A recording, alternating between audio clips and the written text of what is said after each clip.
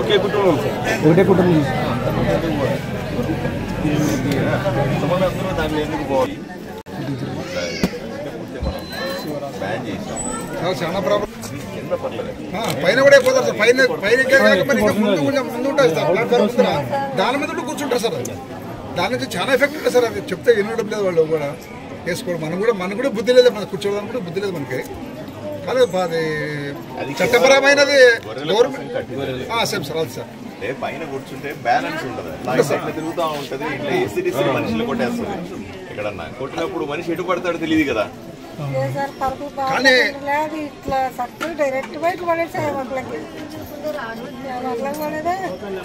మా పడుతు మన మరి ఇట్లా పోయిన కారు మరి ఇట్లా తిరిగాయి సార్. అది మరి శ్రీశైలం కన్నా తిరిగేది. అది మాకు అదే ఇట్లా పోయింది.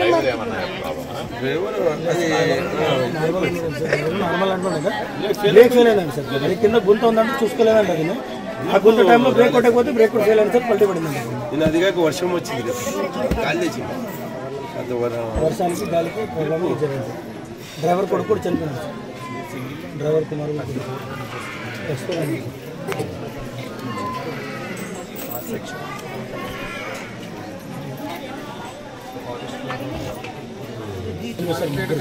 కష్టపడి ఫారెస్ట్ లో అయితే మరి దాంట్లో దొరకరు. ఒకటో కాలంలో ముగ్గురు సార్, ఇద్దరు పొడల్లో మరి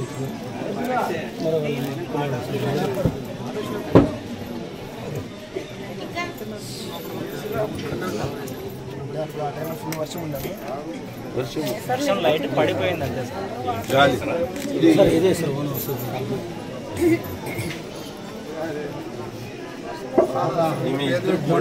ఒక బిడ్డ అల్లరు మొత్తం ఆడోళ్ళు తీసుకోవాలన్నా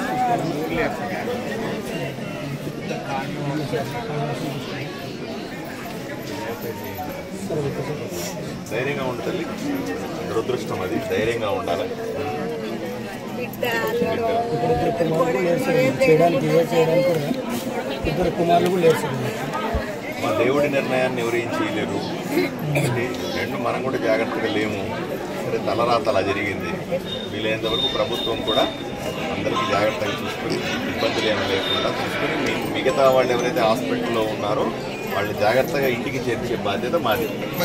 సరేమ్మా, ఎవరెవరైతే హాస్పిటల్లో ఉన్నారో, ఎవరెవరైతే దెబ్బలతో ఉన్నారో వాళ్ళకు మంచి వైద్యాన్ని ఇప్పించడానికి ప్రయత్నం చేస్తామో అందరితో మాట్లాడుతున్నాం. ముఖ్యమంత్రి ఆఫీస్ నుంచి కూడా ఫోన్ వచ్చింది, ఏమిటి అన్ని జాగ్రత్తగా చేయండి అని చెప్పాము. అక్కడ హాస్పిటల్లో డాక్టర్లతో కూడా మాట్లాడినాను. వాళ్ళు కూడా మంచి వైద్యం ఇస్తామండి అన్నారు. అవసరమైతే వాళ్ళని పెద్ద హాస్పిటల్కి కూడా తీసుకెళ్ళి మంచి వైద్యం చేయించే పని చేస్తాం. భయపడాల్సిన అవసరం ఏం లేదు. చనిపోయిన వాళ్ళ గురించి మన చేతిలో లేదు. దేవుడి నిర్ణయం. దేవుడి నిర్ణయాన్ని మనం ఏం చేయలేము. కాబట్టి మీరందరూ కూడా ధైర్యంగా ఉండాలి. మీరందరూ కూడా జరగాల్సిన పనుల మీద దృష్టి పెట్టాలని కోరుతాను. సరేమ్మా, అందుబాటులోనే ఉండండి. నిన్నటిదాకా ప్రధానమంత్రి కార్యక్రమం ఉంటే ఈ విషయం తెలిసిన వెంటనే బయలుదేరినాను. నేను కర్నూలులో మాట్లాడుకొని మళ్ళీ ఇట్లా ఆదోని చేరుకున్నాం. సబ్ కలెక్టర్ గారు కూడా ఉన్నారు, అందుబాటులో ఉన్నారు. ఎవరికి ఏ కష్టం వచ్చినా ఈ యాక్సిడెంట్ విషయంలో వెంటనే వచ్చి సంప్రదించాను. అర్థమైందమ్మా సార్? ఇంతమంది మాకు ధైర్యం ఇస్తే ఎందుకంటే ఏం లేదు సార్. ఎందుకంటే మనం ఊహించనిది, మనం ఊహించి మీరు కూడా ఇప్పటి నుంచి మీరు చెప్పాల్సింది ఏంటంటే ఎవరు కూడా ఆ బొలెరోలో కింద పైన ఎక్కి పోకూడదు. అది గొర్రెల కోసం కట్టింది కదా, దాని మీద అట్లా ఎక్కిపోతే ప్రమాదం కదా. ఈరోజు ఈ ప్రాణాలను ఎవరు తెస్తారు బయటికి చెప్పండి? మనం ఏమి చేసినా, ఎంత కష్టపడినా, ప్రభుత్వం ఎంత సిద్ధంగా ఉన్నా, మేమంత కలెక్టర్ ఉన్నా, ఎమ్మెల్యే ఉన్నా, మంత్రి ఉన్నా, ముఖ్యమంత్రి ఉన్నా పోయిన ప్రాణాలను తేగలుగుతామా? తేలేం కదా. కదా, ఎవరికైనా సరే శ్రీశైలం వెళ్ళినా ఇంకెక్కడికి వెళ్ళినా సరే అందరికీ చెప్పాల్సింది ఏంటంటే ఆ బొలెరో బండిలో కింద పైన ఎక్కద్దు. అట్లా ఎక్కితే సడన్ గా బ్రేక్ కొడితే ఆ పైన ఉన్న వాళ్ళు ఎగిరాడ పడతారు కదా. ఇప్పుడు యాక్సిడెంట్ అయితే పైన ఉన్న వాళ్ళకే పెద్ద దెబ్బ, ఆ కింద దాంట్లో కూర్చున్న వాళ్ళకి కొంచెం బెటర్ ఉంటుంది. అందువల్ల నేను ఆర్టీఓలకు వాళ్ళు కూడా చెప్తా ఉంటాను, ఎక్కడ ఇట్లా ఆపండి అని. ఆపితే కోపం వస్తుంది సార్ ప్రజలకి అంటారు, కానీ ప్రాణాలు పోతే కదా, 10 మంది పోతే ఒకరికే ఇలా జరుగుతుంది. లేదా 100 మందికిలో ఒకరికే జరుగుతుంది. కానీ ఒక ప్రాణం కూడా విలువైంది కదా. అందరికి చెప్తారా?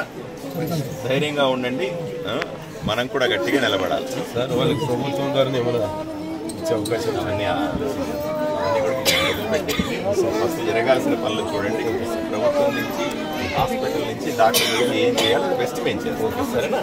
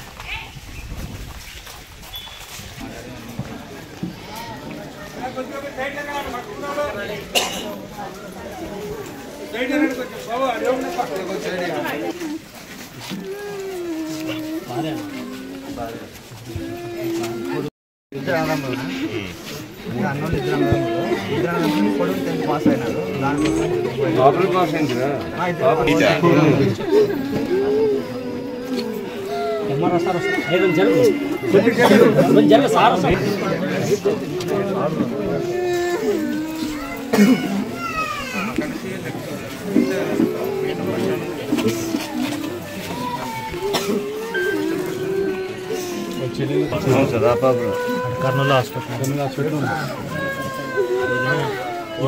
ఈమె కూడా చేయి ఫ్రాక్చర్ అయింది.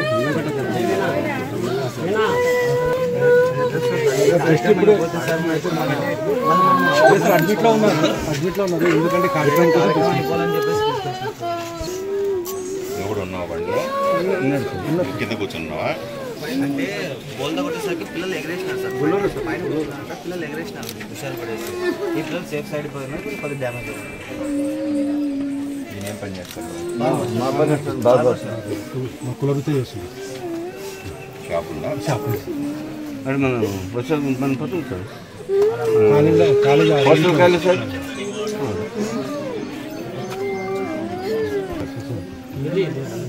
భార్య, బాబు, బిడ్డ. ఆధునిక జనరల్ హాస్పిటల్లో ట్రీట్మెంట్ తీసుకుంటాం. మొత్తం 26 మంది ఉన్నారు సార్. 26 మందిలో స్పాట్లో 5 మంది చనిపోయినారు. మిగతా వాళ్ళకి కొంతమందికి హాస్పిటల్ అడ్మిట్ అయ్యారు. ఇంకా 5 మందికి 50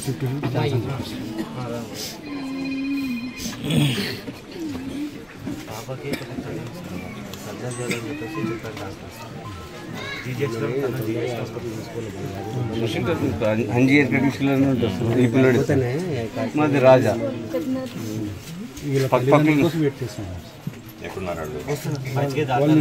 వాళ్ళు ఇక్కడే ఉన్నారు సార్.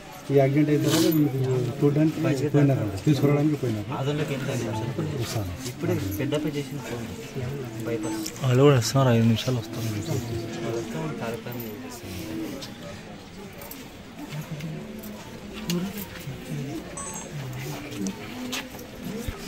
బంధువులు ఎవరు?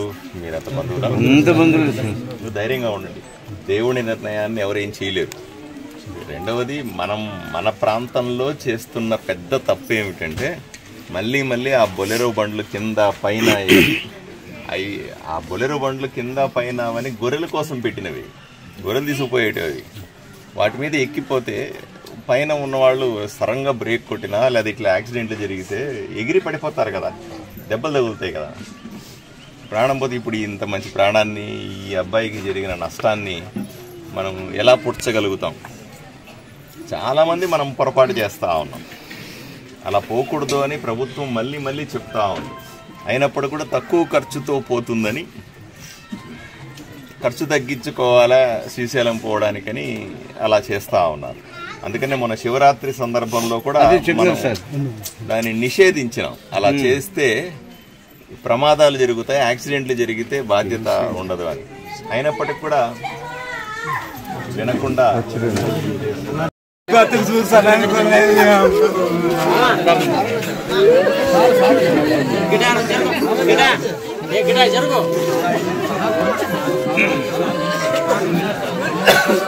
సార్ ఎమ్మెల్యే సార్ వచ్చినాడు.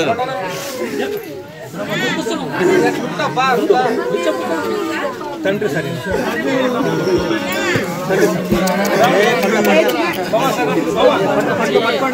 బద్రీ రాయడా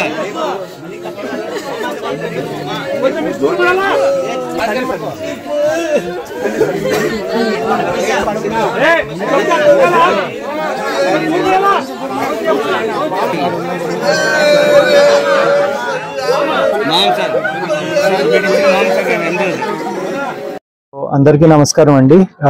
నిన్న శ్రీశైలానికి వెళ్ళిన ఆదోనికి సంబంధించిన ఒక 23 మంది ప్రయాణిస్తున్న బొలేరో వెహికల్ నంద్యాల డిస్ట్రిక్ట్ లో ఆత్మకూరు దగ్గర యాక్సిడెంట్, బైర్లుటి దగ్గర యాక్సిడెంట్ అవడం జరిగింది. సో అందులో 4 మెంబర్స్ ఇమీడియట్ గా చనిపోయారు. ఇంకొకరిని మనము మార్గ మధ్యలో అంటే కర్నూలు జనరల్ హాస్పిటల్ కి తరలిస్తున్న దారిలో ఆయన చనిపోవడం జరిగింది. మిగతా ఒక 16 మంది వరకు మనము కర్నూలు జనరల్ హాస్పిటల్లో అడ్మిట్ చేసాము. ముందు అక్కడ ఆత్మకూరు సిహెచ్సిలో ఇనిషియల్ ఫస్ట్ ఎయిడ్ చేసి కర్నూలు జనరల్ హాస్పిటల్లో ఇప్పుడు వాళ్ళు ట్రీట్మెంట్ తీసుకుంటున్నారు.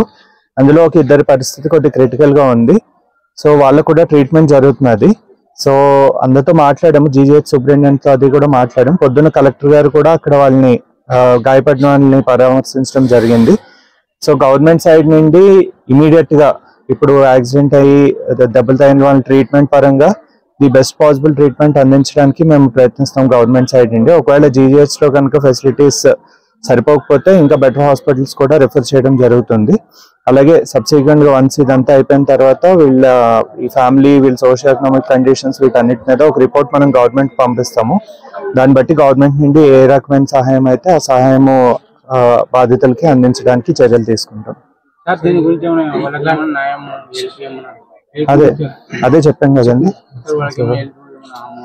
దెన్ తర్వాత అలాగే ఈ సందర్భంగా ఇందాక ఎమ్మెల్యే గారు కూడా మాట్లాడినట్టు ఏంటంటే, ఈ బొలెరో వెహికల్స్ ఇలాగా పరిమితికి మించి ట్రావెల్ చేయడం అనేది ఆదోని పశ్చిమ ప్రాంతంలో మనం చాలా ఎక్కువ చూస్తున్నాం. సుగ్గికి వెళ్ళేటప్పుడు కానీ, పండగకి శ్రీశైలం వెళ్తున్నప్పుడు కానీ 20 మంది 25 మంది ఒక బొలెరో వెహికల్లో కిందన పైన కూర్చోవడము, దీనివల్ల ఏంటంటే మనకి యాక్సిడెంట్స్ అనేవి చాలా ఎక్కువ అవుతున్నాయి. సో దీని గురించి కూడా ఇంకా రాబోయే రోజుల్లో చాలా స్ట్రిక్ట్ యాక్షన్ తీసుకుంటాము. రోడ్ ట్రాఫిక్ ఆర్టీ, పోలీస్ డిపార్ట్మెంట్, అన్ని డిపార్ట్మెంట్స్ తో కలిసి మళ్ళీ ఇలాంటి ప్రాక్టీస్ అన్నది రాకుండా దీన్ని నివారించడానికి అన్ని చర్యలు కూడా తీసుకోవడం అన్నది జరుగుతుంది.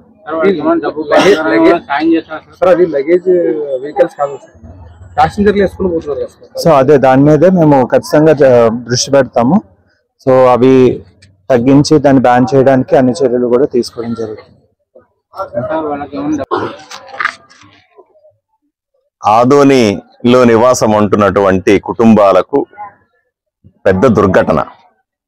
బొలెరో వెహికల్లో కింద కొంతమంది, పైన చెక్కలేసి కొంతమంది కూర్చుని శ్రీశైలంకి పోయి వస్తున్న సందర్భంలో జరిగినటువంటి దుర్ఘటనలో 5 మంది చనిపోవడం, మిగతా వాళ్ళతో హాస్పిటల్లో ఉండడం చాలా బాధాకరం.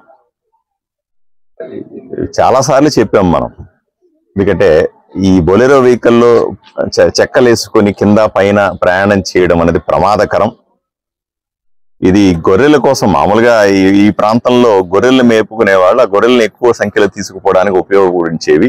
మనుషులు ఆ రకంగా ప్రయాణం చేయడానికి వీల్లేదు అని ఎంత ప్రభుత్వం అవగాహన కల్పిస్తున్నప్పటికీ కూడా ఖర్చు తక్కువ అవుద్దనే కారణం చేత వాళ్ళు ఆ రకంగా ప్రయాణం చేస్తా ఉన్నారు. ప్రమాదాలు కొని తెచ్చుకుంటున్నారు.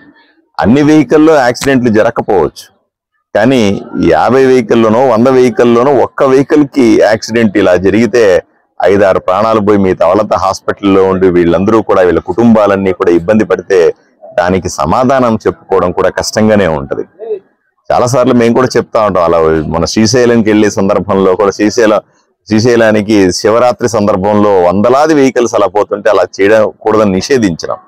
కొన్నిసార్లు ధర్మ సంకటం కూడా ఉంటది. అదే తక్కువ ఖర్చు అవుద్దని వీళ్ళు బాధపడతా ఉంటారు. ఎన్ని బస్సులు వేసినా, ఎన్ని ప్రత్యేకమైన ఏర్పాట్లు చేసినా అవి ఖర్చు ఎక్కువ అవుతాయని పాపం పేదవాళ్ళందరూ కూడా, ఎక్కువ మంది పేదవాళ్ళు బాధ ఏంటంటే 10వ తరగతి బాగా చదువుకొని మంచి మార్కులు వచ్చినాయనే ఉద్దేశంతో దైవ దర్శనానికి పోయి వస్తూ ఈ రకంగా దుర్ఘటనకు పాలవడం చాలా దుర్మార్గమైన విషయం. 2 విషయాలు, ఇప్పటికీ ప్రాణాలతో ఉండి హాస్పిటల్లో ఉన్న వాళ్ళకి మెరుగైన చికిత్సలు అందిస్తాం. చనిపోయిన వాళ్ళ దేవ నిర్ణయం అది. వాళ్లకు ఏ విధంగా మనం ఆదుకోగలం ప్రభుత్వం వైపు నుంచి అన్న విషయాన్ని చర్చిస్తూ ఉన్నాం. ముఖ్యమంత్రి కార్యాలయంతో ఒకసారి మాట్లాడి వీళ్ళకి ఆర్థిక పరమైనటువంటి అంశాల్లో ఏదైనా సాయం చేయగలిగితే, లేదా ఆ కుటుంబానికి మరో రూపంలో ప్రభుత్వం నుంచి ఏదైనా అందించగలిగితే వీలైనంత తొందరగా వాళ్ళకి అందించే ప్రయత్నం కూడా చేస్తాం. కానీ మళ్ళీ చెప్తా ఉన్నాను, దయచేసి బొలెరో వెహికల్లో కింద పైన చెక్కలు వేసుకొని 20-30 మంది ప్రయాణం చేయడాన్ని దయచేసి ఎవరు కూడా అనుమతించొద్దు. మీరు చెయ్యొద్దు. ఎవరన్నా చేస్తూ ఉంటే అలా వారించండి. దానివల్ల జరిగే నష్టానికి మనమే మళ్ళీ బాధపడాలి. ఈరోజు చూస్తే ఊరంతా బాధపడతాం. మనం ఒక్కరమే కాదు, ఈ కుటుంబాల కష్టం చూసి ఊరంతా బాధపడతా ఉంది. జిల్లాలో ఉన్న ప్రజలందరూ బాధపడతా ఉన్నారు. ఈ కష్టం మరొకరికి రాకూడదని మనస్ఫూర్తిగా కోరుకోవాలి. ఆర్టీఓ నిర్లక్ష్యం అని చెప్పడానికి వీల్లేదు. ఎందుకంటే ఆర్టీఓ వాళ్ళు ఎక్కడికక్కడ ఆపడానికి ప్రయత్నం చేస్తా ఉన్నారు. పొరపాటున ఇట్లా మన ఊరు నుంచే అనుకోండి, నేను శివరాత్రి సందర్భంలో చూశాను. మన ఊరు నుంచే 20-30 వెహికల్ పోతాయి. అక్కడ పోయిన తర్వాత ఆర్టీఓ వాళ్ళు పట్టుకుంటారు మీరు చేయకూడదని. వాళ్ళు అక్కడి నుంచి ఫోన్ చేస్తారు, ఎమ్మెల్యే గారు మీరు చెప్పండి, మీరు చెప్తే వదిలేస్తారు అంటారు. అప్పుడు మనం చెప్పి వదిలించాలనా లేదా పట్టుకునేయండి అని చెప్పాలనా, ఇది కూడా సమస్యనే ఉంటది. మనమే ఆర్టీఓ వాళ్ళని రిక్వెస్ట్ చేస్తా ఉంటాం, పోనండి మా ఊర్లో పేదలండి, వాళ్ళకి ఇబ్బంది ఉంటది, కొంచెం చూసి చూడనట్టు పోండి అని చెప్తా ఉంటాం. అది తప్పు అని తెలిసినా కూడా మన ఊరి వాళ్ళు కాబట్టి చెప్పాల్సి వస్తుంది. అలా చెప్పకుండా అలా ఇప్పుడు వీళ్ళంతా బొలెరో వెహికల్ ఓనర్లు. ఒకసారి అందరూ నా దగ్గరికి చేసినాము, ఏమంటే మాకు ఇదే పరిస్థితి ఉంది సార్, దీని దగ్గర ఆదోన్లో వేరే లోడింగ్ లేదు, ఈ కష్టం ఉందని సార్తో వచ్చి కష్టము చేసినాము, ఇట్లా ఉంది సార్ పరిస్థితి అంటే సార్ చెప్పండి వదిలినారు పోయారని అని పోయి వచ్చినాము. బజాన్ డ్రైవర్ ఏమైనా ప్రాబ్లం ఉంది, బ్రేక్ ఫెయిలర్ అయిందని చెప్పిన డ్రైవర్, అంతే సార్, దీని నుంచి వేరే ఏం మార్గం లేదు. ఆ శివరాత్రి సమయంలో వీళ్ళు ఈ బొలెరోలకు సంబంధించిన ఒక 50 మంది డ్రైవర్లు వచ్చి మాకు ఇదే జీవనోపాధి అండి, అది చేస్తే కొంత డబ్బు సంపాదించుకుంటాం, లేకపోతే ఏ పని లేదు మార్గం లేదు సార్ అని బాధపడతారు. ఇప్పుడు వీళ్ళు కూడా ఆదోని వాళ్లే, వీళ్ళు ఇక్కడ బొలెరోలు నడుపుకుంటున్నారు, వీళ్లకు ఆదాయం కావాలి. మనం ఆపేసి చేస్తే ఇబ్బంది, వీళ్ళ వైపున బాధ చూడాలన్నా, యాక్సిడెంట్లు జరిగితే వాళ్ళ బాధ చూడాలన్నా, చట్టాన్ని గట్టిగా నిలబెట్టి ఎవరు అట్లా పోకూడదని చెప్పాలనే సంకట స్థితి కూడా ఉంటది మాకు. అన్నిటినీ బ్యాలెన్స్, ప్రజల్లో అవగాహన వస్తే తప్ప ప్రాణం కంటే విలువైనది ఏది కాదు. ఏమైనా తెచ్చి ఇవ్వచ్చు కానీ ఆరోగ్యం పోతేనో ప్రాణం పోతేనో తెచ్చి ఇవ్వడం ఎవరి వల్ల సాధ్యం కాదు, ఎమ్మెల్యే వల్ల సాధ్యం కాదు, కలెక్టర్ల వల్ల సాధ్యం కాదు.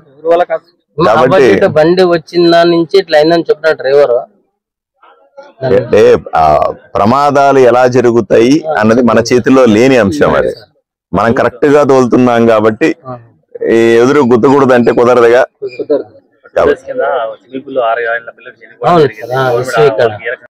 కదా, దానికి ప్రాపర్ గా ఏమున్నాయో ఏమిటో వెంటనే వెరిఫై చేస్తాం. నేను ప్రధానమంత్రి కార్యక్రమంలో ఉండి ఈ రోజే వచ్చిన ఈ దుర్ఘటన తెలుసుకొని వచ్చాను. విషయం తెలుసుకొని చట్టబద్ధంగా చర్యలు తీసుకుంటాం, అట్లాంటి జరగకుండా చేస్తాం.